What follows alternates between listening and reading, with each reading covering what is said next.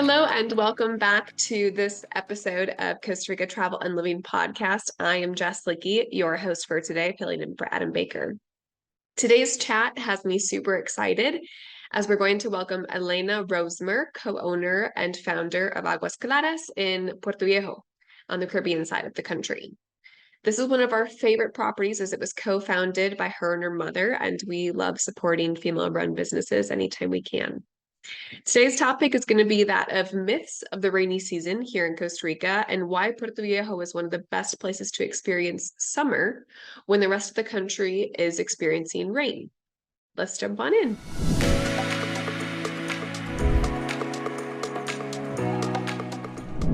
Hey there, Elena. How's it going? Hi, Jessica. How are you? I'm doing so well. Where are we finding you today? You are finding me on my desk at home in the mountains of Escazú Oh, very nice. in Escazú, San so close to Jose. San Jose. Yeah, Awesome. So we are so excited to chat with you today about all things myths and the truths about the rainy season, insert air quotes, here in Costa Rica. As I mentioned previously, we are meeting with Elena, co-founder of Aguas Claras Hotel. And maybe we can just start off by hearing a little bit about the history of the hotel and kind of where or why Puerto Viejo and kind of what led you there.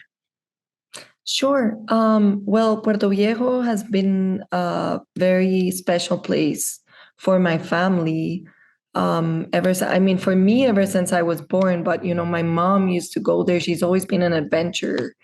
And she used to go there like in the late 80s. She had a friend that told her, you have to go to this place. Like, it's crazy. There's no electricity. It takes like 7 hours to get there. I think before you even had to take a train to get there.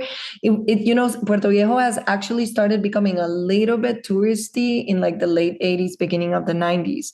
So my mom used to go there ever since. And back then there was nothing there. It was literally like a couple of families, cacao plantations, like maybe one restaurant like Tamara, which is like this like Caribbean style restaurant.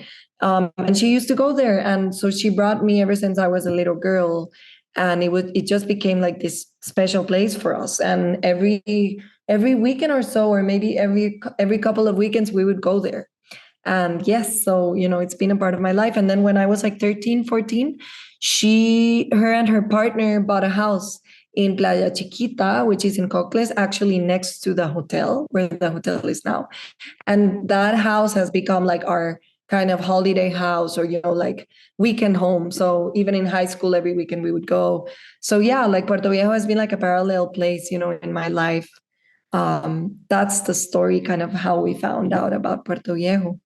Awesome. Yeah. And you were born and raised here in Costa Rica, right? I was born and raised in Costa Rica, and then I went to study abroad when I was 17. I moved to Berlin, to Germany. Awesome. So yeah, I left quite young, and then I came back, for good, because I would come back and forth when I turned 30. So I've been away for, many, many years. I was in Berlin and in London and in Madrid, and then I lived in New York. I did my master's degree there. And, I would always come back and then go to Puerto Viejo with my family and with my mom. And then the idea of the hotel just, popped up actually when I was returning home after my master's in New York. So I was, 29, turning 30, came back home, and, this whole project started, which also started in a very special way and very like unexpected way. Yeah. So tell Um, me a little bit about just the history of or what happened that one day you guys decided to turn your vacation home or the vacation home spot or town into a hotel. Like, what inspired that? Yeah, it's actually an interesting story. I think I was living in New York at the time, and I had this idea with my cousin, who's a music producer, to build a music studio in the jungle. And we always thought, that would be such a beautiful, sort of interesting thing to do, but also because I am, I love music. It's always been a big part of my life. And I thought this makes so much sense. We always have people visiting anyways. And then what if we build a studio and we build like a little house and we can have people stay there? So it started with that idea. And my cousin, he's doing quite well as a producer and he was very into it. And we were finding locations.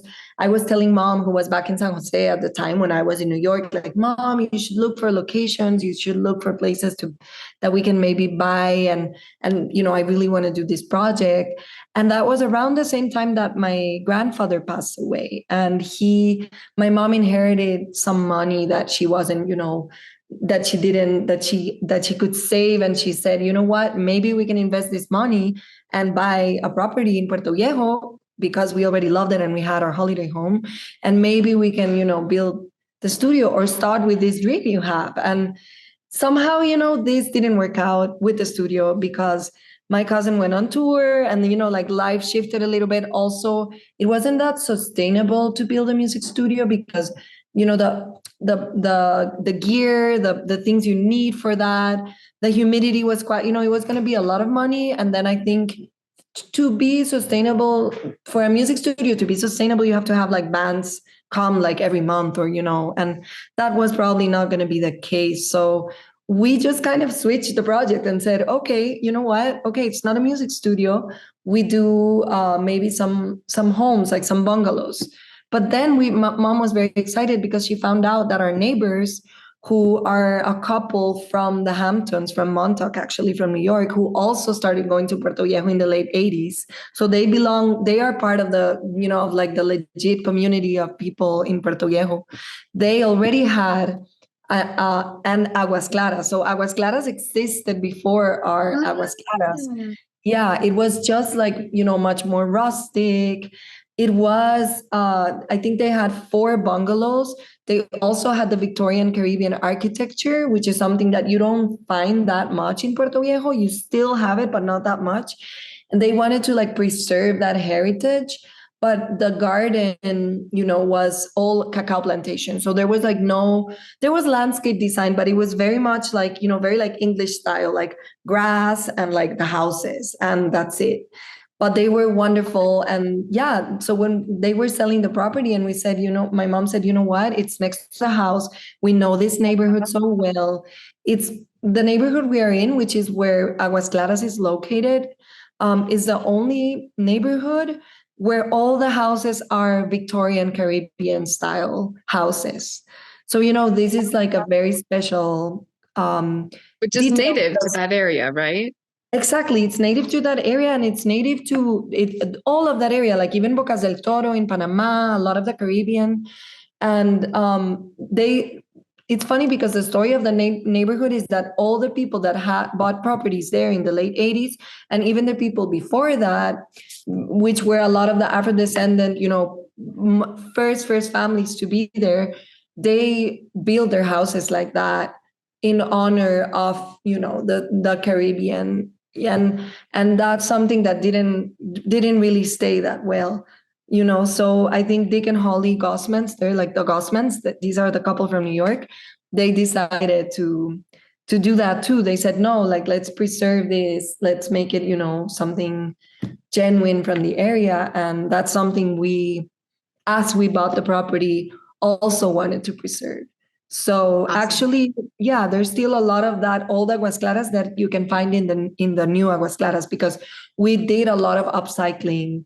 Obviously, we kept the structure of the house, but like the wood and everything, a lot of it was not, we couldn't use it anymore. But a lot of the shutters and like, all the little like Caribbean Victorian style, like picket fence kind of thing that you can find, I think, in the US, all of that we kept.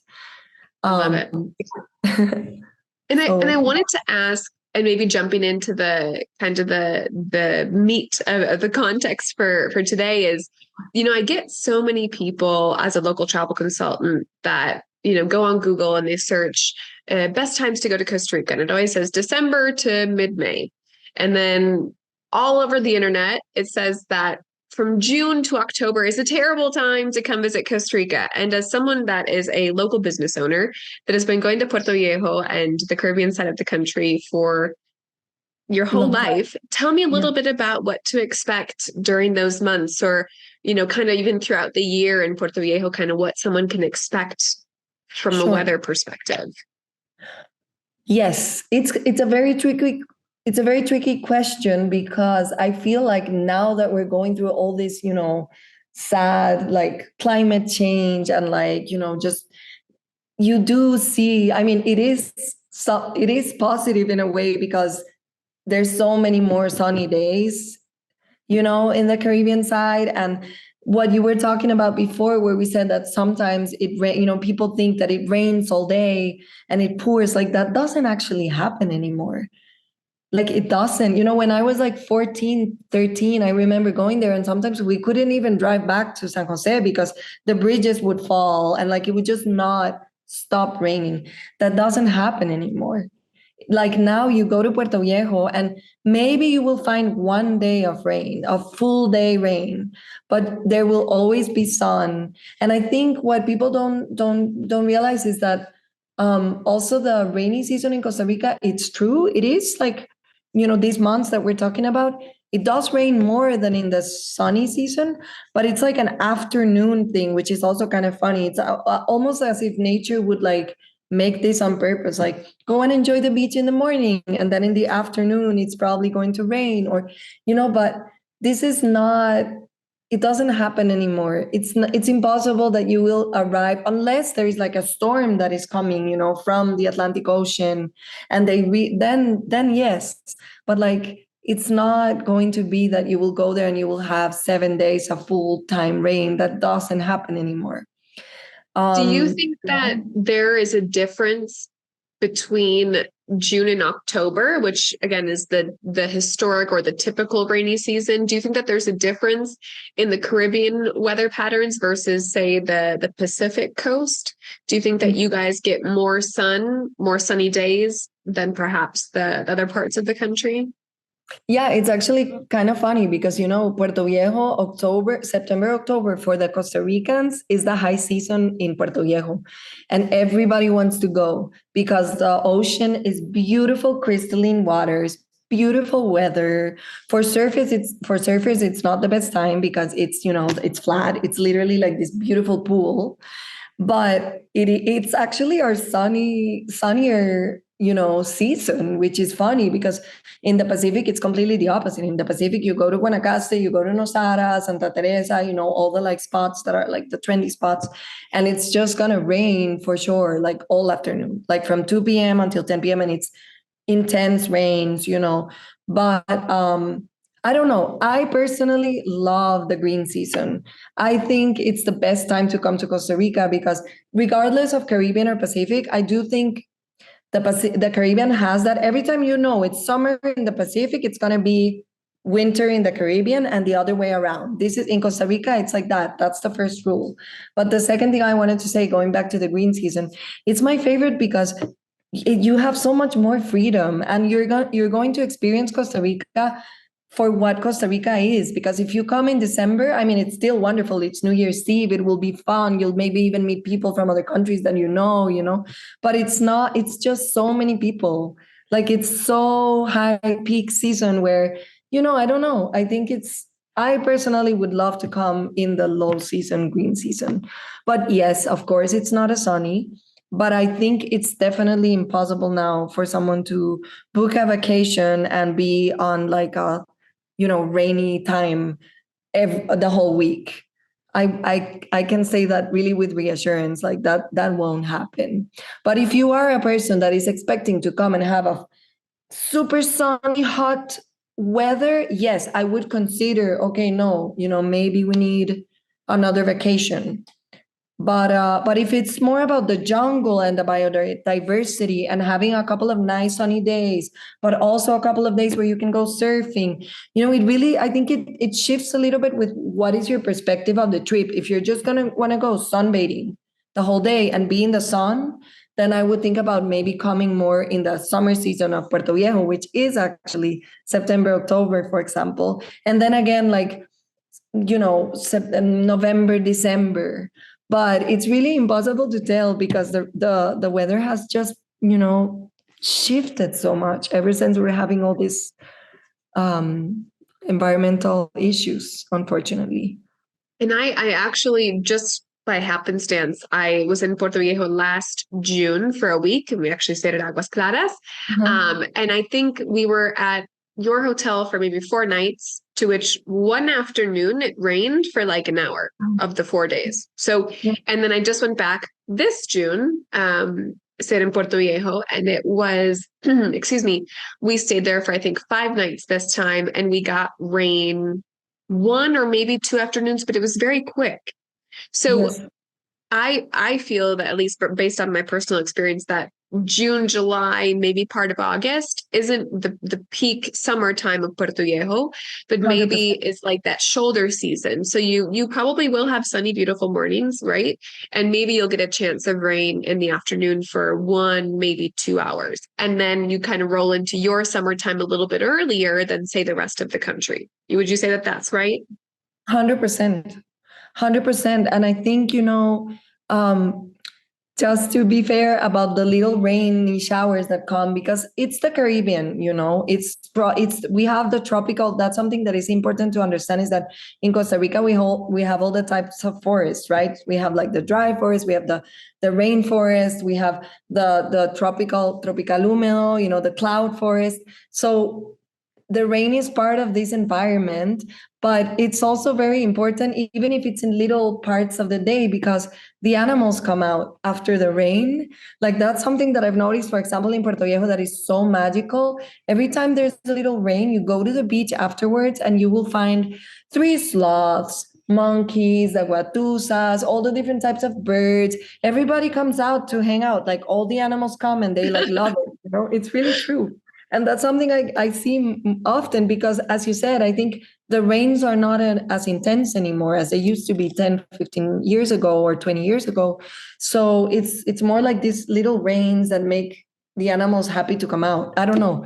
It's interesting. So I think it's just important to know that one of the beautiful things about Costa Rica is that the biodiversity that we have is because of these, different types of weather changes. And that is something that this country is about, Yeah. um so that's why I don't want to, like, I cannot lie and be like, no, it's always going to be sunny, because it's not true. I think it's part of here that it rains, but I do think that in Puerto Viejo, there's, first of all, never trust your weather up. Like, literally, we can do, like, I've sent my friends pictures of myself with the beautiful sun, beautiful day, and then holding the iPhone, where my boyfriend takes a picture, and in the iPhone it says thunderstorms, rain every day. And I've like literally sent the same pictures for the next 4 days of like beautiful day. So I don't know, it's just like nature is the ruler here. It's not your iPhone, it's not the weather app, It's a you weird know? thing, right? Because I grew up in the States my whole life up until 7 years ago. And we get so It's so caught accurate. up in checking the Yeah. weather apps. Yeah. And we're But like, it's oh very my gosh, accurate, it's gonna right? rain. And I'm going to Costa Rica and it's gonna rain the whole entire week and it's gonna be terrible. I And that it's understand. just not accurate. It's It's not. not accurate. It's not, and it's so hard to explain that. And I swear, Jessica, I have like so many friends visiting all the time, and I'm always like, because I've noticed also in the US, it is very accurate. Like, literally, I don't know, I'm in LA and it says like it's gonna rain at 1:30, and you're like, as a Costa Rican, I'm like, yeah, right. How are they gonna know? And then 1:30 starts pouring, and I'm like, how is this even possible? And I think for you guys, it's probably like the other way around. You're like, oh, it's going to be the worst, it's going to rain. And then you come here and then it's a completely different story. So I think I really can say it with total honesty, like, don't trust your weather app. And it can go both ways. It can also say it's beautiful and then it rains. So, I think it's more about finding your ideas of what is it that you're traveling for. Like, if it's a combination of nature, surfing, unwinding, exploring, sun, but also, then it's great. I'm saying about, the rainy season. If it's a combination of those, go for it. If you are coming from Switzerland or Canada or, somewhere super cold in the US, and you really need like a whole week of only sun, then maybe you consider like, okay, maybe it's not the right time. But I would say it's more about thinking what is your purpose of the trip. But that being said, like it's always magical, I think, it's always an experience. Well, I think you made a really special point because I think sometimes, and again, the internet and blogs can sometimes be super helpful and sometimes not super accurate, right? Because people only go to La Fortuna and Manuel Antonio and they think that those are the best places to go. And they're great. I live right outside of La Fortuna and I love it here. I live up in the mountains. But I think something that we forget, and you just hit the nail on the head, is that I would argue, and you tell me if I'm wrong, but I would argue that Puerto Viejo has just as much biodiversity and just as much wildlife as a place like Manuel Antonio. 100%. I think that in Manuel Antonio also the thing is that um I mean, I love it. I love Manuel Antonio. But something I've noticed is that with, the mass tourism and like the national parks there, like I think even the animals have become like trained to come out to be fed. And there's all these like little things that are very sad that sometimes I'm like, and I mean, I'm not saying that the national park rangers are not lovely. I'm sure everybody, but there's just like this, like I think animals like learn to sort of interact with people and like, but in a way that is very much like, give me food, do this. And then that's why you also see so many animals, because I think they're like trained to come and be fed. So it feels a little bit like staged even, which is kind of weird because you're like, I'm in the jungle. It's not staged, it's the jungle. But Right. it's like a different feeling, like you could go to Manuel Antonio and enjoy the beaches and maybe go to, like you said, even you live in La Fortuna, well, in the mountains in Ciudad Quesada, and like there's just so many magical things about it that don't have to be the very touristy specific place that everybody goes. It doesn't mean that it's not also part of our culture. It is, you can also go and experience, I don't know, the baldi pools or the hot springs or these things, but because it's part of what makes it fun and interesting. But there's so many magical things, that are like on the side. And I think in Puerto Viejo, definitely, I think we have, I don't know if more biodiversity than in Manuel Antonio. I don't have that detail, but I have to say, like, even for us in Aguas Claras, it's crazy how many animals we see per day, even in the little garden, Like it's insane. It's really fun, like to just walk around there or even sit in your terrace. It's like being in National Geographic. It's Yeah. crazy. The last time I went there, we were in the pool next to Uh-huh. the restaurant, and Uh-huh. we were just hanging out. I think it was like early afternoon. I think we were maybe having a coffee, and one of the servers comes over and he goes, "Hey guys, come here!" And there was a mama sloth and a baby sloth right in the tree, just right there, Uh-huh. and they were just hanging out. And sloths are sometimes really hard to spot. And so we saw that one, and then we saw some monkeys down by the beach as well. And I was like, man, this has, in my opinion or my experiences, the wildlife was as abundant, and maybe it was just, it's all luck, right?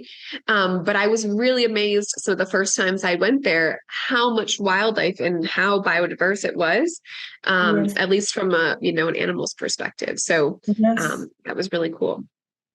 Yeah, I'm so happy that you appreciated that, because also for us, the Garden of Aguas Claras, as I mentioned before, it used to be when the Gossmans had it as Aguas Claras before, it used to be more a cacao plantation before the Gossmans, but they kept it that way. So it was like only grass and the big trees. But we created this landscape design that kind of like is reference to Braulio Carrillo, the national park that actually I think like Jurassic Park was filmed, like one part of Jurassic Park was filmed there a long time ago, like the mountains at least. But it's a beautiful, beautiful national park that you have to go through to get to Puerto Viejo. And so the whole inspiration of the landscape of the garden was, of course, not only the nature of Puerto Viejo and the Caribbean, but also of Braulio Carrillo. So we started growing, different plants with the help of my mom's friend, who's a landscape designer, and he's amazing and wonderful. And it's crazy. We have so many animals. It's like we have like a family of guatusas, like the agutis. I don't know how to call it in English, but they I look like think it's a goofy. hamsters. agouti, and there's so many of them. Like we literally have like an overpopulation of them, I think. But they're so cute because they forget where they plant their seeds. They always go and find food, and then they leave them, and they forget, where they hide them, and that becomes trees. So they're like natural gardeners of the jungle garden. And then so many butterflies, so many birds, monkeys. Like the other day, I even saw. I don't know how this is called, but it's this sort of like feline that is in the trees. It's like a very small cat. Um, but it was, I don't know how it's called.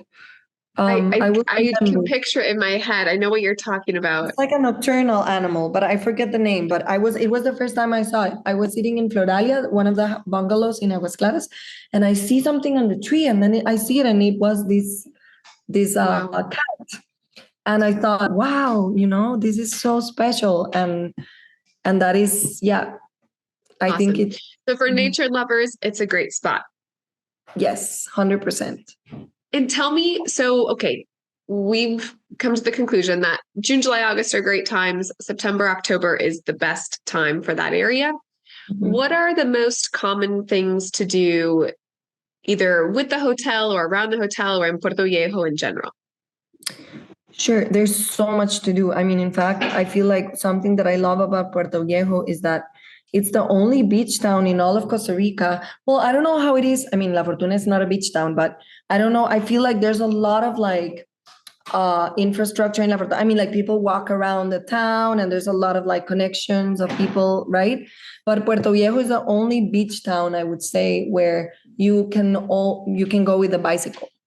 Like you see everybody in the bicycles, which is something that we've tried to, talk to the municipality about, and to try to do like a bike lane, because it's so, it would be amazing to have that. But there's so many people on the bikes, and that's so great. So you can like even explore all day with your bike, and you can go to like, I don't know, like 8, 10 beaches all along the coast. You can start in Playa Negra, then you can go to like the Puerto Viejo beach. You can go to Playa Chiquita, Playa Cocles, Playa Grande, Punta Ua, Manzanillo. You can do all of that on your bike, and then you can even like, put save your bike in the Manzanillo National Park, and then you can start walking into the Manzanillo National Park. You can get to Punta Mona, which is like a 3.5 hour hike. You can take your snorkel gear and go snorkeling there. You can stop along the way on your bike and eat amazing food, because Puerto Viejo is also known, for so many wonderful spots of like Caribbean food, but also Costa Rican sodas, but also like all the Europeans that started coming there also like in the late 80s that have, there's maybe like 3 or 4 really amazing Italian restaurants. There's like a French Caribbean restaurant. I don't know. There's just so much. You can do a cacao tour where you can learn about how the chocolate is made through the cacao. We have like, I don't know, like 3, 4 waterfalls that you can explore, going to the Bribri Reserve. You can go to Cahuita, which is like a smaller version of Puerto Viejo. It's a beach town that sort of stayed for me. It kind of stayed back in time, which is pretty cool. Like it's like very 80s or something. Like it never developed like that much, and that's very nice, to also see. So there's so much to do. You can go to Panama even if you want. Like from there you can like hang out at the beach all day. You can go see the dolphins. You can go out and dance to dance hall and like see, you can go see like little artisanal uh markets in the town. It's like never ending activities. I feel like even I still haven't done things, all that there. And Mhm. I think what makes it special, at least for someone that I don't live there, but I've only, I've gone 3 or 4 times, it feels very untouched still. Like it Mhm. feels like one of the top destinations in Costa Rica that still feels very, very, very authentic. And I think what you mentioned earlier about the architecture is it helps that, right? So you go there and it doesn't look like any other part of the country. They still, No. they conserve a lot of that old Victorian style, uh, the colors and the materials that they use, and it just feels very different and still very authentic. And I think, thanks to local entrepreneurs like yourself that have made that decision to continue to conserve that, is super helpful, in keeping that vibe. But I think that makes it super different too. And like you said, there's endless things to do there. Thank Super helpful. you. Yeah. I think sometimes we read online about the safety of the Caribbean, right? Like, oh, that's the place you don't want to go. Can you talk about that a little bit? 100%. I think, like, in general, Costa Rica is a very safe country. Obviously there are things that happen from time to time. It's like, as a traveler, you have to kind of pay attention to the people you meet, and like, and I think I think there's a big stigma because, Limon, which is the province where Puerto Viejo is located, is a province where there is like one neighborhood there where there's a lot of gangs and, this sort of more like drug trafficking situation going on. But I guess that happens, in different places. But this is like maybe an hour and a half away from Puerto Viejo. But people kind of like relate that neighborhood and what happens there to Puerto Viejo. And it has nothing to do with, one is like a town that is like an hour and a half away, and another thing is a neighborhood. Not even the people that live in Limon town, are related to this neighborhood. People I have, in fact, we have some staff members of the hotel that live in Limon, and they're like, Limon is so wonderful, you have to explore. That's another thing that is nice to explore.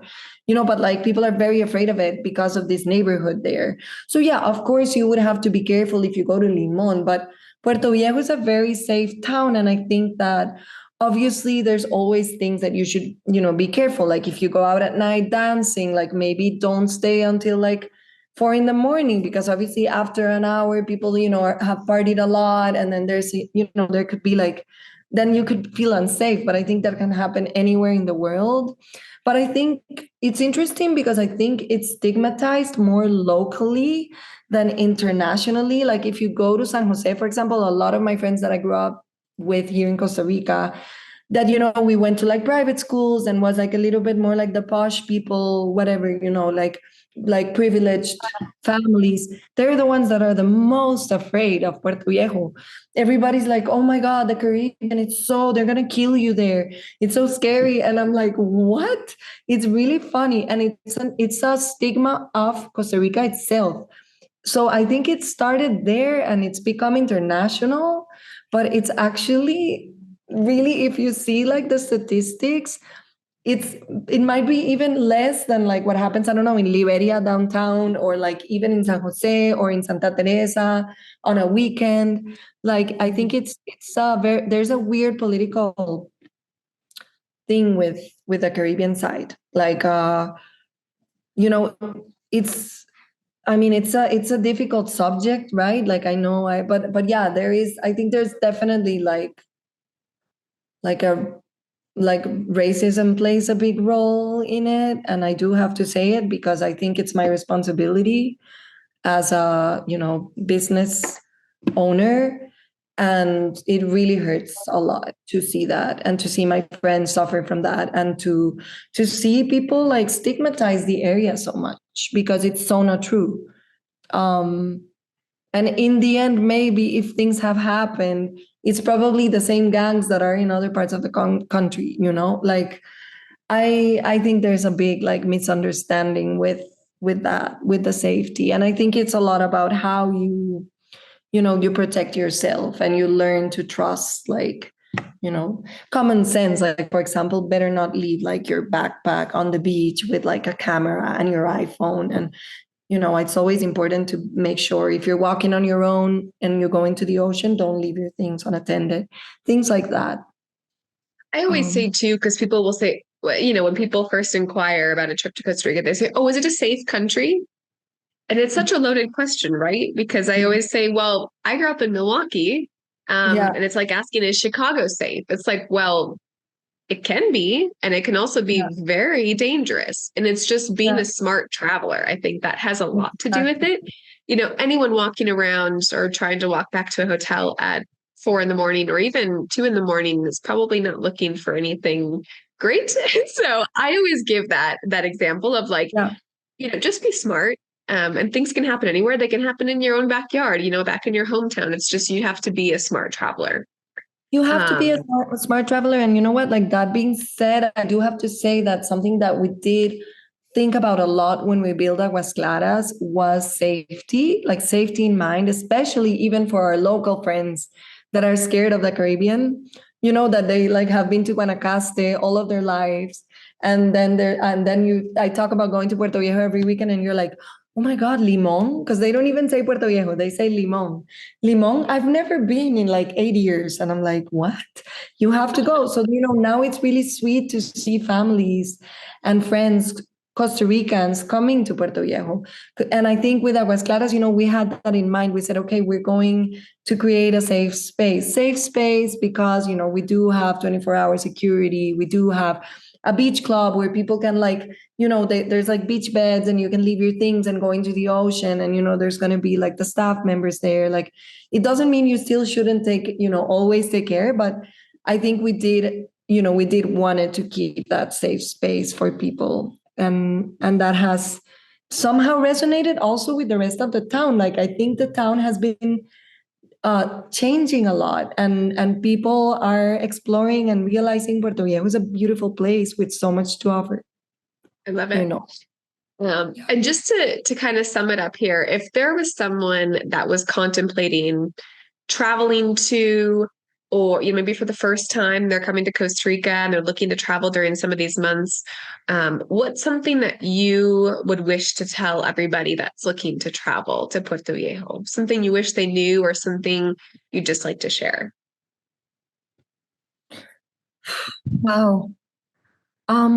I think you need to be open to feel a little bit introspect, if that makes any sense, because there's so much jungle and nature and culture, and so it's like a lot to take in. I think when you go to Guanacaste, for example, it's very the energy is much more balanced. Like, it's a little bit like in California, like you have white beaches and the sunset, and everything feels a little more safe in that way. Not saying Puerto Viejo is not safe, it just the energy is very strong. And I think that's beautiful because the energy is very like I think there's definitely like an energetic field in Puerto Viejo or something that is very magical and makes you sort of look within. So it's a place to it's like a healing place, and I think you have to observe a lot and take it day by day, because that's how you're going to actually love it. You need to really observe and let it, you'll start feeling it. Like maybe after 2 days you'll start feeling it, because at the beginning you come and the humidity and your hair is like this and you're like, whoa, you feel kind of like it's kind of like that Bob Marley song, like The Natural Mystic. Like it's that, it's like you feel like you're kind of high just from being there. And that's cool, but it's a bit intense at the beginning. But then after 2 days, your hair is normal again and you feel active and you're like, okay, I'm here, But I do think you need your time. No, and I think that the local culture and everything adds to that too. So thank you so much. I think that's super awesome. And I think that's all we have time for today, but thank you so much for joining us, and thank you. We'll be in touch soon. Yes, definitely. Thank you so much, Jessica. Take care.